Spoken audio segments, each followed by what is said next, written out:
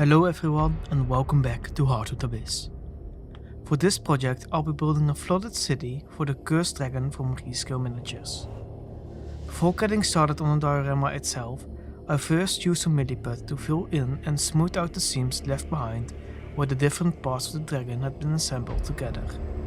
With that done, it was time to start working on the base. To create the main structure the dragon would eventually sit on, I cut the styrofoam ball in half, combined it with several circles cut from XPS foam.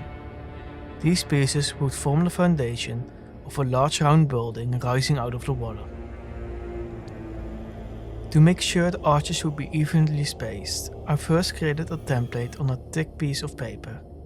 This allowed me to transfer the design onto the structure while keeping everything symmetrical. Since the dragon would be sitting on top of it, I want this building to become the focal point of the city.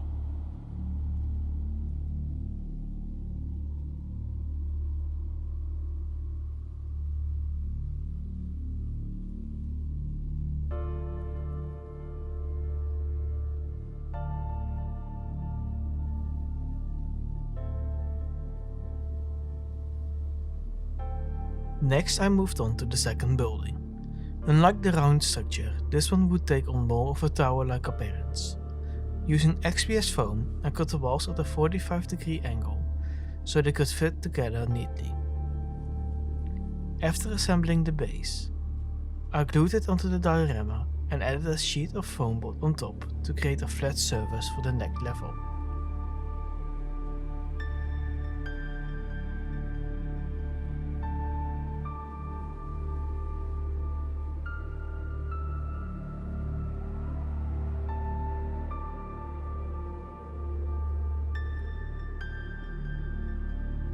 The second story was made in the same way, but this time I cut arches into the walls to create a bit more depth and visual interest. With both buildings taking shape, I went back to the round structure and removed sections of it to create the appearance of a ruin. Once I was happy with the damage, I glued it into place on the base. The tower also received some additional details. Pillars were added to each corner of the second story before the entire section was attached to the building below. To help sell the idea of a flooded city, I started adding smaller ruins around the scene. A few pieces of broken masonry were glued onto the base to resemble fragments of buildings still poking above the water. I also built a bridge connecting different parts of the city. By cutting one section at an angle, I was able to align both halves in a way that felt more dynamic than a straight crossing. With the lower section complete, it was time to build the final level of the tower. This floor was made slightly smaller than the ones below it, and featured two arches on each wall. After attaching it to the building, I added additional details to the bridge, including tin support beams and stonework around the arches. If you're enjoying the build so far, don't forget to leave a like and subscribe to the channel. And let me know in the comments what you liked about this build. Thank you for watching.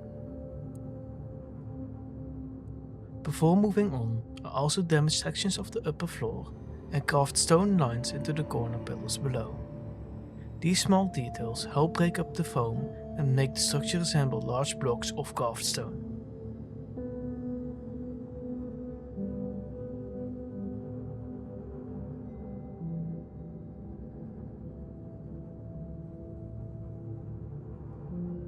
To add even more variety, I built another small ruined structure and placed it near the larger buildings. Around the circular building, I added rows of supporting pillars to reinforce the idea that this was once a massive piece of architecture. At this stage, the city was beginning to come together, but everything still looked far too clean. To fix that, I spent some time damaging all of the buildings, removing corners, breaking walls, and roughening surfaces until the entire city looked properly abandoned and weathered. Once the construction was finished, I covered the larger structure and the bridge with a mixture of PVA glue and plaster. This helped strengthen the foam while also hiding some of the underlying shapes and create a more convincing stone texture. I also covered everything in a mixture of Mod Podge and black paint for an extra protective layer. For the stonework I used a sponge to gradually build up the colors, starting with the darker tones and working towards lighter highlights. The texture of the building slowly began to emerge. To finish things off, I added subtle green tones throughout the structure to give them a weathered appearance. To push the age of the ruins even further, I applied a fine moss flocking from woodland scenics across the buildings. This immediately made them feel older and helped tie them into the environment. Before moving on to the water, I painted the wooden base a dark blue. This would help reinforce the illusion of deep water beneath the transparent resin. To prevent any leaks, I first sealed the edge of the diorama using UV resin and cured it with a UV torch. Once everything was sealed, I mixed up a batch of deep pour resin in a 2:1 ratio and tinted it with a dark blue paint. Then it was time to make the ruins sink into the water. After the resin had fully cured, I began working on the water effects. Using UV resin, I drew flowing lines across the surface and shaped them with my airbrush, before curing them in place. This created the first movement in the water. To create larger waves and foam, I mixed additional resin with snow flocking. The mixture produced a convincing foamy texture that could be applied directly onto the water surface. Wanting to experiment a little further, I also tried combining cotton with resin. Small pieces of cotton were saturated with resin and shaped directly onto the diorama to form large crashing waves against the buildings.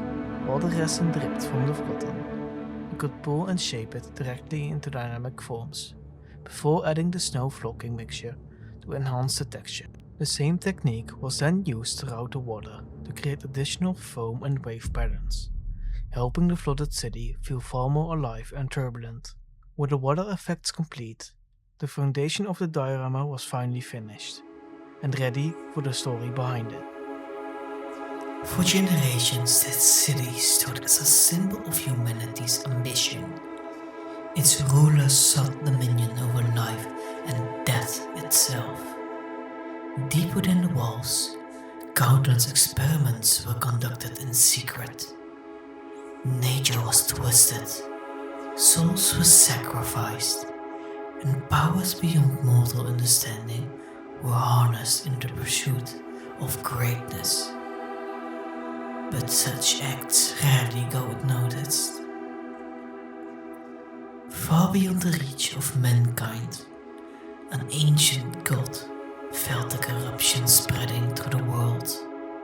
It heard the cries of the sacrificed and witnessed the wounds being carved into the natural order. And so it came, riding upon an enormous dragon. The ancient god descended from the heavens. Its arrival was not marked by fire, it was marked by water. The wells overflowed, the rivers grew wild, the oceans awoke. Across the land the waters rose, as if answering the call of their forgotten master. Then came the wave, a towering wall of water that swallowed everything in its path. The streets vanished beneath the flood. The towers crumbled, and before the people could understand what was happening, they were dragged beneath the raging waters. In a single day, the city was lost. Centuries have passed since that judgment. The sea now rules where mankind once stood. Only fragments of the city remain, slowly crumbling beneath the endless assault of wind and water. And above the ruins, the ancient dragon still watches, a silent reminder of what became of those who believed they could master powers beyond their understanding.